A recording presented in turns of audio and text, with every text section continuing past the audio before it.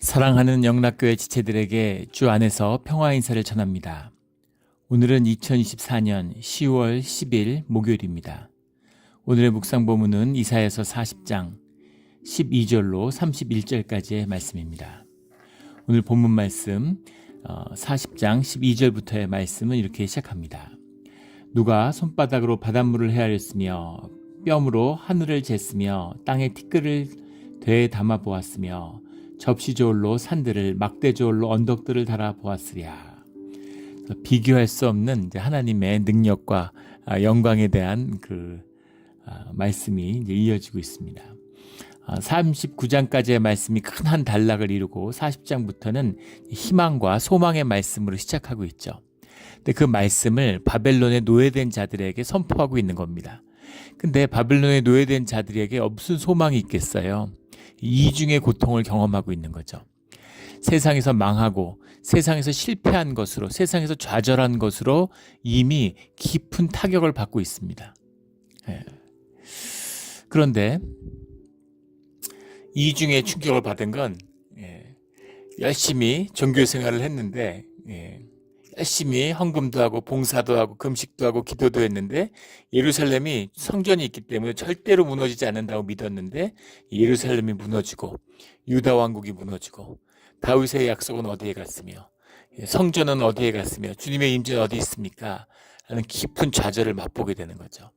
특히 끝까지 망하지 않을 거라고 생각했을 거예요. 왜냐하면 히스기야 때 완벽한 승리, 완벽한 반전을 경험해 봤잖아요.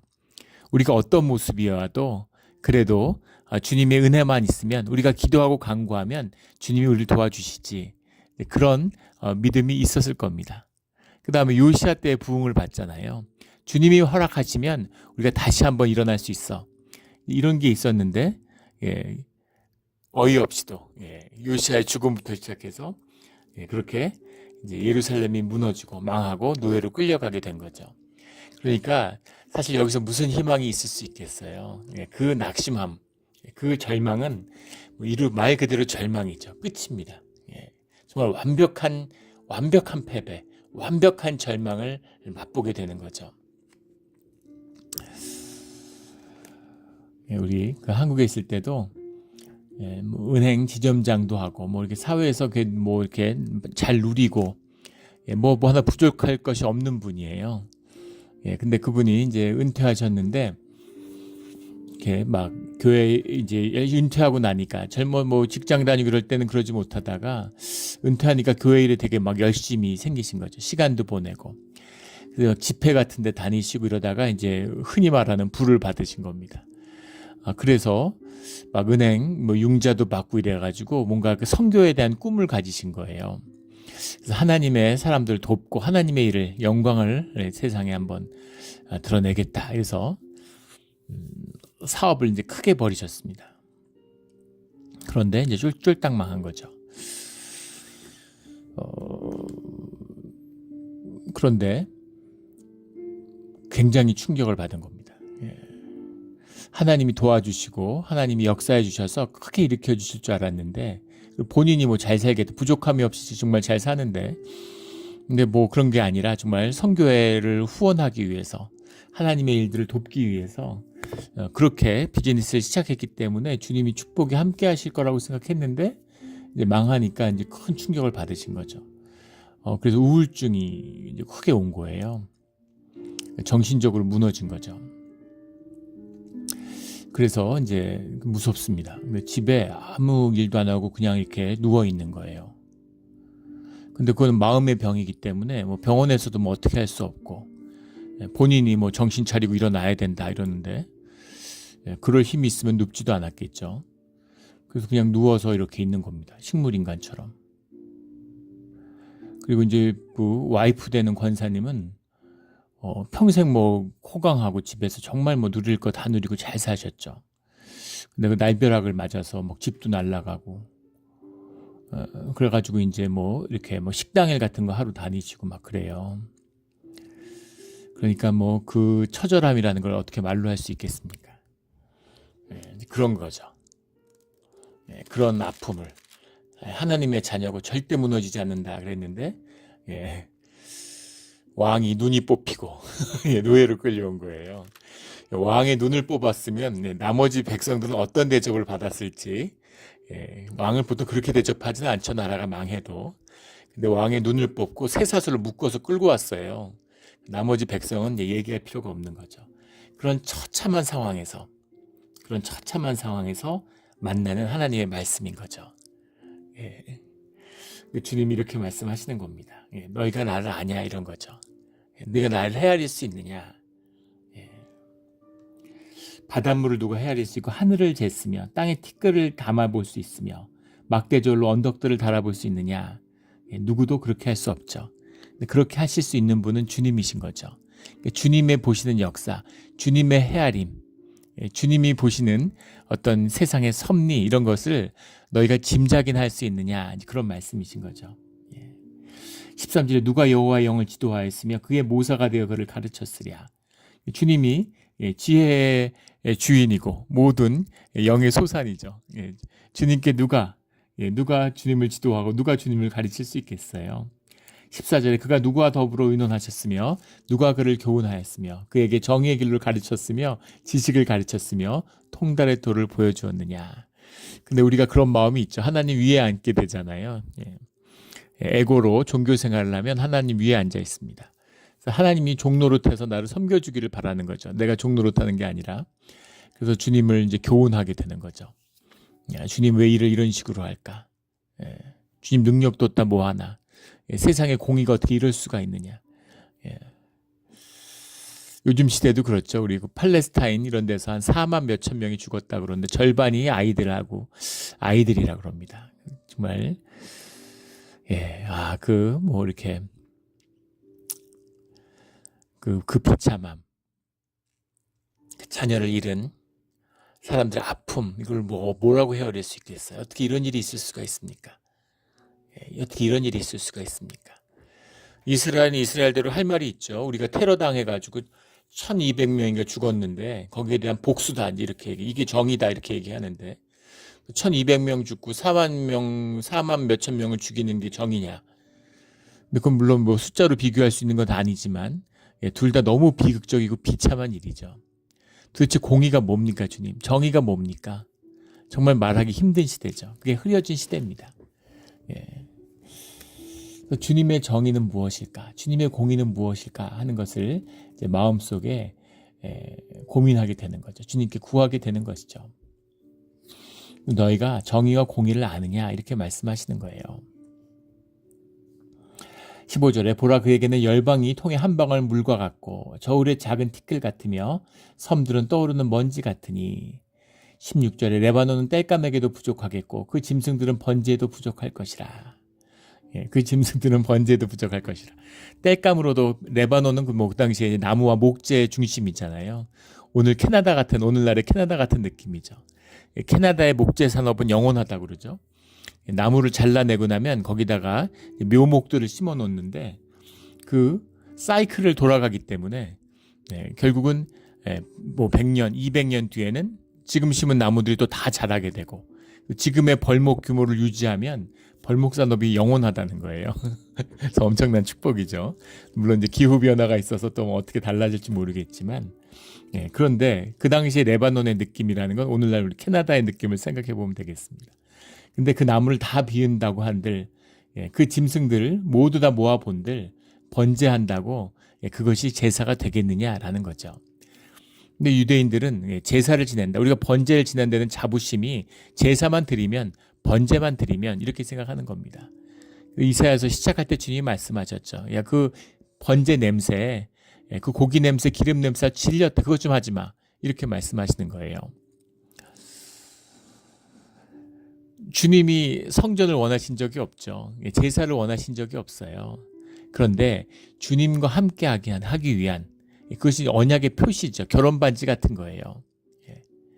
그래서 그 반지를 끼므로 우리가 같이 일생을 함께하고 서로에게 충실하겠다는 언약을 맺은 그 언약의 표상이죠. 그래서 생각해 보세요. 우리가 결혼식 했으니까 내가 반지 꼈으니까 우린 부부지. 그리고 맨날 바람 피고 그 가정을 전혀 돌보지 않고 그럼 결혼 반지를 낀 것 때문에 오히려 관계가 더 악화되겠죠. 그것 때문에 미워하지 않아도 되는데 서로 미워하게 되겠죠. 세상의 원수가 되겠죠. 이제 그런 거죠.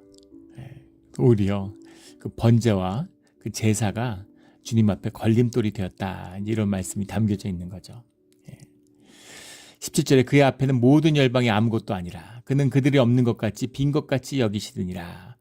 그렇죠. 주님의 역사 가운데서 지구의 역사를 1000페이지째로 쓰면은 인간의 역사는 한 줄이 안 된다는 거 아니에요?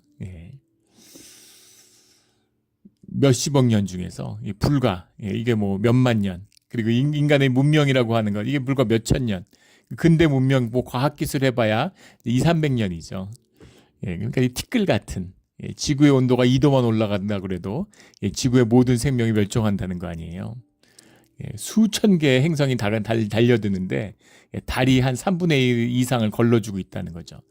달이 이상할 정도로 위성이라고 하기에는 너무 크잖아요. 참 지구는 되게 재미있는 행성이죠. 그런데 정말 우주의 뭐 신비를 더 말로 해서 뭐 하겠습니까? 그 생명이라는 건 자연의 현상이죠. 외계 생명이 있을까 없을까요? 당연히 있겠죠. 인과 같은 지성을 가진 생명체가 있겠느냐? 있을 수도 있고 없을 수도 있습니다. 확률의 문제겠죠. 그런데 신비한 것은 그 뭐 우주의 크기를 뭐 이루 말할 수 있겠어요? 우리 은하가 몇 4천억 개의 별이 있다 그러는데 우리 은하단에선 한 점으로 찍힌다는 거 아닙니까? 우리 은하단이라는 건 우주 전체에서 보면 한 점도 안 된다는 거죠. 빛의 속도보다 빠른 것이 없다는 것은 이제 분명한 물리적인 실제죠.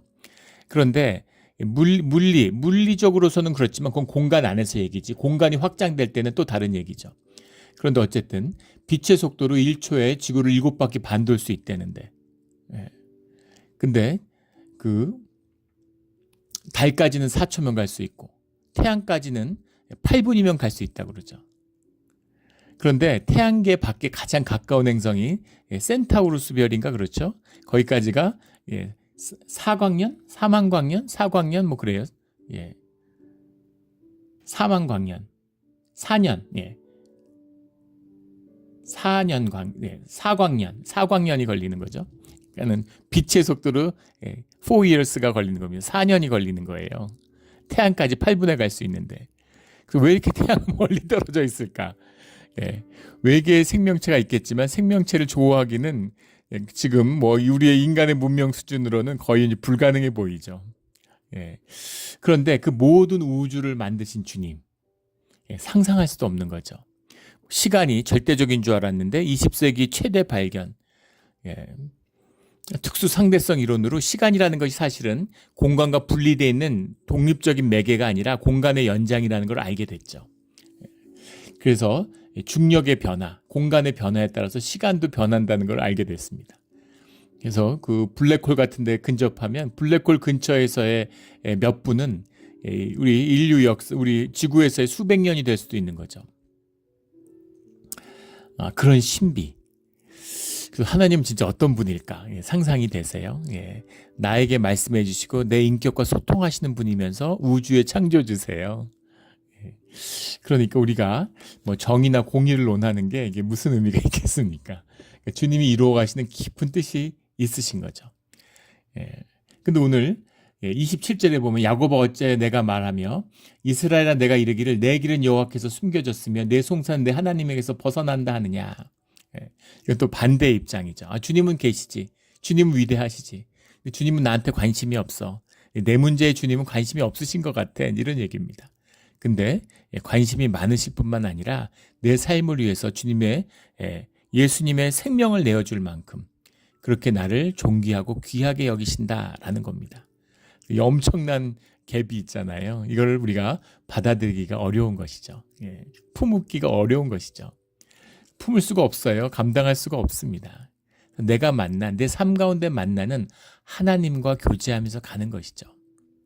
우리 전에도 나눈 적이 있는데 제가 아는 한 몽골 선교사님이 몽골에서 10수년간 그렇게 열심히 섬기셨는데 한국에 나올 때마다 한국 교회의 모습에 너무너무 실망하게 되는 거죠. 거의 절망 수준에 이제 가시는 겁니다. 누가 봐도 그렇죠. 정말 한숨밖에 나오지 않는. 저는 비극적이다 못해서 요새는 이제 웃음이 나오려고 그래요. 예. 우리 이제 교단 얘기죠. 교단의 총회장이면 그게 가장 이제 명예로운 자리가 되고 교회의 영적인 리더가 돼서 끌어가야 될 위치에 있는 분인데 뭐 뉴스 같은 데 다 떠들썩하게 나온 거니까. 총회장을 하는 목사님이 뭐 대형 교회 목사죠. 그런데 그 무인 모텔인가 뭐 이런 게 있나 봐요, 한국에.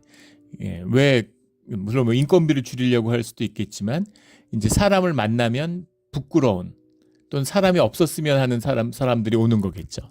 근데 그런 게 성행하고 잘 된답니다. 도대체 모텔과 호텔은 뭐가 다른 것일까? 옛날부터 궁금했는데 원래는 이제 모텔은 미국에서 이제 자동차가 없던 시대에도 호텔은 있었는데 자동차로 이동하고 자동차가 머물 수 있는 그걸 모텔이라고 이제 도로 옆에 만들어져서 그렇게 시작된 도로 옆 호텔인 거죠. 자동차가 함께 머물 수 있는 주차장을 가지고 있는 파킹랏이 있는 그게 이제 모텔이었다고 하는데 한국에서는 좀 법적인 의미가 모텔은 대실이라고 하죠. 잠깐씩 몇 시간을 빌릴 수 있는 그걸 해주면 모텔이고 그걸 안 해주면 호텔이다. 뭐 이제 그렇게 구분을 한대요. 근데 그 무인텔에서 나오다가 CCTV에 걸린 거죠. 뭐 여러 가지 얘기가 있는데 그런데 이제 그 교인하고 무인텔을 간 건 맞지만 상담을 하기 위해서 간 거다. 뭐 이렇게 얘기를 하면서 총회장도 사임을 안 하고 사임을 하라고 하는데 본인이 안 하는 거죠. 그런데 그걸 사임시킬 법적 근거가 없다. 뭐 이러는 겁니다. 코미디죠. 이거는 뭐 비극이기 이전에 웃음이 나오는 웃음밖에 안 나오는 거죠. 왜 그런 법이 없을까요? 그런 일이 있을 수 있는 일입니까? 세상에 있을 수 없는 일이기 때문에 없는 일에 대한 법적인 걸 만들지 않았겠죠. 그리고 법이라는 건 교회법이라는 건 교회의 정신, 교회의 법률을 만드는 그 정신이 지탱하고 있는 거죠. 세상도 마찬가지입니다. 정말 말세죠. 뭐 정치도 마찬가지고 한국 국회의원의 60%인가가 뭐 전과자라고 그러죠. 심지어는 뭐 법원의 확정 판결을 받았는데 국회의원에 출마해서 국회의원이 돼요.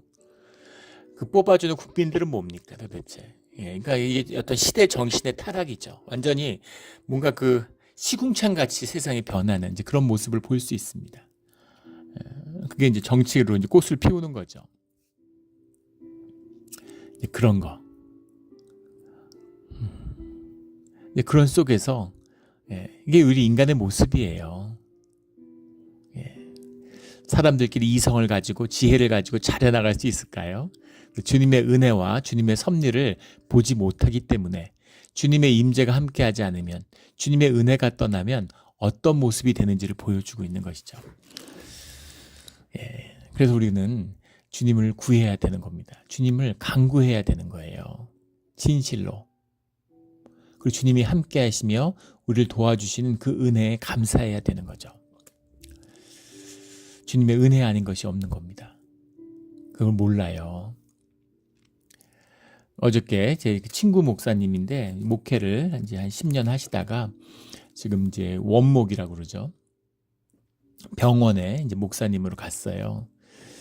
그 이제 교회 목회하시면서 이제 그 작은 이민교회에서 고생을 많이 했는데 미국 병원에 큰 병원에 가니까 뭐 처우도 좋고 뭐 휴가도 많이 보내주고 뭐 하여간 너무 좋은 거죠. 그러니까 이제 굉장히 여러 가지 이제 그 삶의 조건은 굉장히 좋아진 겁니다. 스트레스도 없고 뭐 이러니까. 그런데 이제 그 병원에 거기가 이제 그 칠드런스 하우스피ટલ인데 어린이 병원이니까 어린아이들 자녀들 근데 이 뭐 어린아이라고 하지만 22세까지 들어올 수 있대요. 그러니까 이제 그런 그 청소년들도 많고 근데 그런 아픈 아이들 그것도 이제 4차 의료기관이기 때문에 중증 환자들이 오는 거죠. 그래서 그런 환자들을 보는 게 이제 굉장히 가슴 아프고 힘들다는 겁니다. 그리고 원목을 불렀을 때에는 상당히 심각한 상황인 거죠. 그래서 매일 이제 죽음을 넘나드는 사람들을 또 죽음을 마주하게 되는 거예요. 근데 어저께 전화가 왔는데 굉장히 힘들어 하시더라고요. 근데 이제 한국에서 유학 온 청년인데 부모가 이제 주재원으로 이제 와가지고 근데 뭐 그 아이가 이제 UCLA에 이제 입학해가지고 이제 1학년 입학해서 이제 9월에 계약하니까 얼마 안 됐잖아요. 채 한 달도 안 됐는데 애가 좀 이제 피곤하다 그러고 뭐 힘들어하고 며칠 그러다가 몇 주 그러다가 이제 뭐 새 학기고 이제 외국에 처음 나왔으니까 힘든가 보다 이렇게 생각했는데 몸이 너무 안 좋아가지고 병원에 입원했는데 근데 이제 코마 상태에 들어간 거죠. 코마 상태로 시간을 끄니 이제 진행되면서 간 기능이 다 손상되고 그래서 간을 이식할 수 있느냐 이래가지고 그 병원에 이제 오게 된 중증 환자라 가지고 얼바인 병원에 있다가 왔다는 겁니다. 근데 이제 신장도 막 투석을 하고 신장 기능이 손상되고 근데 이제 뇌 기능을 잃어가고 있기 때문에 이제 조만간 연명 치료가 이제 힘들게 되는. 근데 부모가 이제 그 인공호흡기를 뗄 수가 없는 거죠. 부모의 동의가 있어야 떼잖아요. 기가 막힌 일 아닙니까? 어떻게 그런 일이 있을 수가 있어요? 이게 말이 됩니까? 근데 그 목사님도 그 자기 그 막내딸하고 비슷한 같은 나이니까 가슴이 미어지는 거죠. 저도 자식 키우는 입장에서 그 얘기를 듣는데 정말 억장이 무너지더라고요. 부모의 마음이 느껴집니다. 아마 진짜 살고 싶지가 않을 거예요. 그 고통은 이루 말할 수 없는 고통이죠. 뭐 저로서도 짐작할 수 없는 고통일 겁니다. 근데 부모가 슬퍼하지도 못하고 눈물은 줄줄 흘리는데 거의 실성한 사람처럼 넋이 나간 사람처럼 그렇게 앉아 있다는 거예요. 그래서 그런 분들을 붙들고 뭐 여러 가지 도움을 주고 한국 분이니까 한국 목사님이니까 어떻게든 도와주려고 하지만 이게 무슨 도움이 되겠어요? 그 마음을 어떻게 위로할 수 있습니까? 그래서 한편으로는 또 주님께 기도하게 되는 거죠. 주님의 은혜에 감사하게 되는 겁니다. 또 주님의 뜻을 알지 못하죠. 그분들이 교회 다니는 분은 아니라고 그래요. 근데 교회 안 다녔다고 그런 일을 하시는 건 절대 아니죠. 그런 하나님이 세상에 어디 있겠어요. 그 의미와 그 뜻을 어떻게 헤아릴 수 있습니까? 교회 다니고 신실하게 열심히 신앙생활을 했는데도 또 자녀를 앞세운 그런 깊은 아픔을 가진 분들도 계시죠. 헤아릴 수 없는 좋고 나쁜 걸 이 현상의 세계 속에서는 도저히 헤아리지 못해요. 도저히 헤아릴 수 없습니다.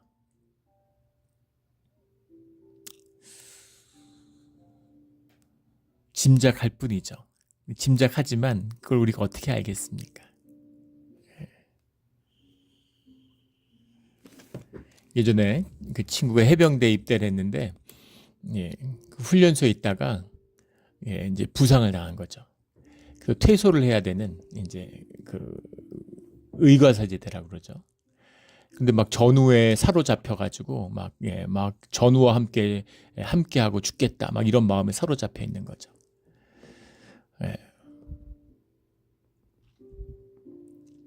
근데 이제 병원에서 퇴소해야 되는 날인데 동기들이 그 어깨 동무를 하고서 막 전우와 함께 가자 이러면서 막 그 군가를 부르면서 환송을 했다는 거예요. 그런데 진짜 정말 죽어도 전우와 같이 죽고 싶은 거죠. 눈물을 펑펑 흘리면서 퇴소를 했는데 퇴소하고 시간이 지나면서 너무 좋은 거죠. 너무 좋은 겁니다. 군대를 이제 군 복무를 안 해도 되니까. 다 진실이죠. 그때는 정말 군 복무하고 정말 전우와 함께 죽고 싶은 마음이었지만 또 나에겐 또 다른 진실이 있는 거죠. 그래서 그런 생각을 해봅니다. 진실은 모르죠. 주님만 아시겠죠. 근데 우리가 비통해하고 아파하고 이유를 알 수 없고 왜 젊은 아이들을 그렇게 데려가시는지 알 수 없죠. 팔레스타인 같아서 수만 명의 그 2만 명에 달하는 아이들, 만 몇천 명 되는 아이들이 왜 그런 식으로 억울하게 죽어야 되는지 우리는 너무 비통하고 가슴 아프고 주님의 공의가 뭡니까? 정의가 뭡니까? 그러지만 또 우리가 그 육신의 부활을 한 뒤에는 그것이 은혜고 그것이 축복이었구나. 주님의 뜻이 정말 놀랍구나 하고 주님을 찬양하게 될지 어떻게 알겠습니까? 그래서 헤아릴 수 없는 큰 주님이 계시다. 큰 주님이 계시다. 이 말씀인 거죠. 18절에 그런즉 너희가 하나님을 누구와 같다 하겠으며 무슨 형상을 그에게 비하겠느냐. 누구도 비길 수 없다라는 말씀이죠. 그때 사람들의 종교적인 심성을 한번 생각해 보세요. 자기들 성전 다 무너지고 노예로 끌려왔는데 바빌론에 오니까 거기 뭐 그런 말뚝 신상 같은 거 어마어마하고 자기네 원래 있던 신상보다 비교할 수도 없는 거대한 세계 최대의 성전들을 보게 되는 거죠. 우상들을 보게 되는 겁니다. 우리 뭐 예루살렘에서는 우상도 못 만들었잖아요. 그런데 물론 나중에 망하기 전에는 우상들도 많이 있었다고 하지만 비교할 수 없는 어마어마한 거대한 막 금칠하고 이런 청동 우상들을 보면서 야 우리는 안 됐나 보다. 우리는 이래서 안 되나 보다. 그런 생각들이 들었겠죠. 근데 그런 사람이 만든 19절에 우상은 장인이 부어 만들었고 장색이 금으로 입혔고 또 은사수로 만든 것이니라. 그런 거하고 살아있는 하나님하고 어떻게 비교할 수 있느냐 이제 그런 얘기죠. 23절에 귀인들을 패하시며 세상의 사사들을 헛되게 하시나니. 귀인들과 사사들. 22절에 그는 땅 위에 궁창에 앉으시나니. 궁창도 헤아릴 수 없는데 그 위에 앉아 계시는 주님을, 우주를 만드시고 우주의 섭리 가운데 있는 주님을 어떻게 헤아릴 수 있겠어요. 그런데 우리가 세상의 귀인들과 세상의 사사들을 보고 세상에 다스리는 사람들 보고 와, 저 사람들은 도대체 뭐가 있어서 우리 한국에서 많이 하는 말이죠. 전생에 나라를 구했나 이런 것처럼 그런 걸 보면서 부러워하는 일들이 있는데 24절에 그들은 겨우 심기고 겨우 뿌려졌으며 그 줄기가 겨우 땅에 뿌리를 박자 곧 하나님이 입김을 보시니 그들은 말라 회오리바람에 불려가는 초계 같도다. 뭐 뜻은 크게 벗어나지 않을 수 있겠지만은 좀 번역이 그래요. 겨우 심기고 겨우 뿌려졌으며 겨우 땅에 뿌리를 박았다. 그러니 이렇게 하면 그들이 힘을 받은 것 같잖아요. 그들이 힘들어서 겨우겨우 우리말로 하면 겨우겨우 심겼다. 겨우겨우 뿌려졌다. 근데 그런 뜻이 아니라 원문은 앞발 리타우, 앞발 조라우 뭐 이렇게 가는 말인데 앞이라는 말이 이제 영어로 하면 scarcely 거의 우리말로 하면 그런 뜻이고 아마 그걸 받은 것 같아요. 발이라는 게 부정사입니다. 앞발을 아마 붙여서 겨우라고 해석한 것 같은데 앞발이라고 하는 게 거의 안 된다 이런 얘기예요. 심기고가 아니고 심겨지지 않았다라는 겁니다. 그들은 심겨지지 않았고 그들은 뿌려지지 않았고 그들은 뿌리 내리지 않았어. 뿌리를 박자가 아니라 뿌리를 내리지 거의 뿌리도 못 내리고 심기지도 않고 뿌려진 적도 없어 이 얘기입니다. 그런데 하나님이 입김을 부시니까 회오리바람에 불려가는 초계같이 그들이 뿌려지고 심겨지고 뿌리를 내린 것처럼 보인다는 거죠. 그러나 그것은 말라버린다라는 겁니다. 지금 이 말씀을 바벨론에 있는 유다에서 끌려온 포로들 종교인들에게 주고 있는 것이에요. 물론 그들 가운데 남은 자도 있습니다. 그러니까 이 말씀을 우리에게 주시는 거죠. 씨 뿌리는 비유, 예수님의 주님이 주시는 씨 뿌리는 비유와 같은 거잖아요.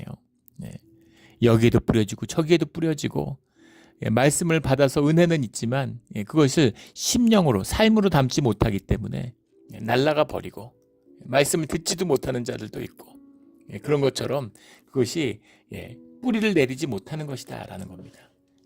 뿌리를 내리지 못한다는 말이 무슨 말이에요? 생명이 아니라는 얘기죠. 생명이 아니다. 생명의 역사의 일부가 아니다. 그냥 썩어지는 것일 뿐이다. 이런 거죠. 세상에 썩어지는 것에는 주님이 관심이 없죠. 결국은 다 썩는 것입니다. 썩지 않은 생명의 일을 이루는 것이 중요해요. 하루살이는 하루가 중요하겠죠. 뭐 오후에는 뭔가 해보려고 오전에 죽어라고 뭘 할 겁니다. 우리처럼 한 7, 80년 사는 존재가 보면 하루살이의 삶을 이해하지 못하죠. 왜 저렇게 사나? 저녁에 죽는데 왜 낮에 저러고 있나? 근데 그렇게 보일 겁니다. 영원의 생명 속에서 보이는 우리의 삶의 현상은 어떨까요? 인생을 다 낭비하면서 무엇을 입을까? 무엇을 먹을까? 무엇을 걸칠까? 무엇을 자랑할까? 바벨론에게 자신의 보물을 자랑함으로 그때는 우쭐하고 그때는 내가 높임받고 야 바벨론이 우리한테 와서 고개를 숙이네. 근데 그것이 결국은 예루살렘의 비극이 될 거라는 것을 헤아리지 못하는 그 지혜롭다는 히스기야도 그걸 헤아리지 못해요. 그걸 어떻게 헤아릴 수 있을까요? 헤아리지 말라는 겁니다. 그런 걸 헤아리지 말고 삶의 경영을 주님께 맡기라는 거죠. 주님 앞에 고개 숙인 자, 주님과 함께하는 자만이 심령을 다스리고 마음을 다스릴 수 있는 것이죠. 28절에 너는 알지 못하겠느냐 듣지 못하겠느냐 영원하신 하나님 여호와 땅끝까지 창조하신 이는 피곤하지 않으시며 곤비하지 않으시며 명철이 한이 없으시며 이가 이런 말인데 피곤, 곤비, weary, faint 이런 거죠. 지치지 않는 주님, 이 생명의 본질이잖아요. 생명은 지치지 않아요. 뻗어 나가죠. 뻗어 나가는 거죠. 회복, 레질리언스가 있잖아요. 회복된 탄력성을 갖고 있는 거죠. 그래서 어려움을 겪어도 근육을 무거운 걸 들면 아우 막 힘들어서 죽을 것 같아. 그런데 그 무거운 걸 들으면 힘이 더 세지는 거죠. 그래서 다음에 계속 들면 그건 안 무거워. 그럼 더 무거운 걸 들면 더 힘이 돼. 놀라운 것은 그 피트니스 하는 사람들의 얘기를 들어보면 내가 100kg를 들었다. 덤벨링을 100kg를 한다. 내가 100kg 아무리 들어도 근육이 1도 늘지 않는다는 거예요. 101kg, 102kg를 들 때만이 내 근육이 늘어나고 반응한다는 겁니다. 그러니까 피트니스라는 건 항상 고달프고 힘든 거죠. 나는 100kg까지 못 드는데 105kg를 들어야 돼. 난 105kg까지 이제 간신히 드는데 이제 110kg를 들어야 돼. 이게 생명의 비밀입니다. 고난을 먹고 생명이 자라나는 것이죠. 능력이에요. 오늘 그 비밀 31절에 나오는 오직 여호와를 앙망하는 자는 새 힘을 얻으리니 독수리가 날개쳐 올라갔을 것이요 단벅지라도 곤비하지 아니하겠고 걸어가도 피곤하지 아니하리로다. 예전에 독수리 다큐멘터리 얘기를 여러 번 나눈 적이 있는 것 같은데 그 새끼들 자라는 모습도 참 신비하지만 나중에 커가지고 그게 그 둥지를 떠나지 않으려던 새끼 그 독수리가 나중에 나르는 법을 배워서 폭풍우 가운데 날 수 있는 것은 독수리밖에 없다고 그러죠. 독수리가 구름을 뚫고 그 비구름을 뚫고 올라오는 거예요. 그걸 이제 그 항공에서 이제 그걸 찍는 거죠. 그 뚫고 올라오는데 뭔가 마음이 뭉클하고 가슴에 큰 감동이 왜 독수리의 비유를 들었는지 생명이 무언지를 진짜 날개로 보여주는 것 같아요. 뚫고 올라오는 겁니다. 뚫고 쫙 하늘 위에 올라서는데 그 위는 항상 맑죠. 태양이 있고. 비행기가 구름 위로 날고 있는 것처럼 독수리가 그 위로 날아 올라오는 거예요. 그게 생명의 능력이죠. 생명의 능력입니다. 비구름이 치는데 거기서 막 나뭇가지에 피하면서 이 비구름 때문에 날질 못하고 이 비구름 때문에 밥도 오늘 못 먹고 굶어야 되고 막 투덜투덜하고 있는데 비구름이 치나 안 치나 그 위로 나르는 독수리에게는 아무 문제가 없는 거죠. 그 능력의 근원 29절에 피곤한 자에게 능력을 주시며 무능한 자에게는 힘을 더하시니 소년이라도 피곤하며 곤비하며 장정이라도 넘어지고 쓰러지되 주의 자녀는 단박질하여도 곤비하지 아니한다. 이 말씀을 주시는 겁니다. 연약할 때 내가 연약하건 내가 모자르던 내가 작던 아무 문제가 안 되죠. 긍휼과 자비로 나와 함께 하시는 주님이 내 힘의 근원이 되어주시기 때문입니다. 우리 이 은혜로운 주님, 나는 쓰러지고 이제 나는 못한다. 그런데 주님이 시작하자. 내가 앞서 갈 테니까, 내가 업고 갈 테니까, 내가 손을 잡아줄 테니까 같이 가자. 이제 그렇게 말씀하시는 거죠. 그래서 새로운 출발을 시작하는 겁니다. 우리 이런 은혜로운 주 안에서 늘 삶의 반전을 일어나고 세컨 라이프가 활짝 열리는 우리의 삶의 자리가 되기를 예수 그리스도 이름으로 축원합니다. 아멘. 기도드리겠습니다. 하나님 아버지 감사합니다. 우리가 우리의 삶이 내 안에서 너무 커져서 주님을 바라보지 못하고 내 삶을 바라보다 보니까 그것이 태산처럼 무거워져서 때로는 그 무게에 눌리고 환경과 조건에 반응하며 살다 보니까 그것이 내 삶에 달라붙어서 환경과 조건이 힘들어지면 내 삶에 문제가 생긴 것처럼 괴로워하고 힘들어했습니다. 주님과 하나가 됨으로 십자가를 허락하심으로 나의 모든 거짓을 깨끗이 씻어내고 깨버리고 내 삶의 진실로 주님과 함께하는 복된 인생, 생명이 우리 가운데 시작되게 하여 주시옵소서. 감사하며 예수 그리스도 이름으로 기도드렸습니다. 아멘.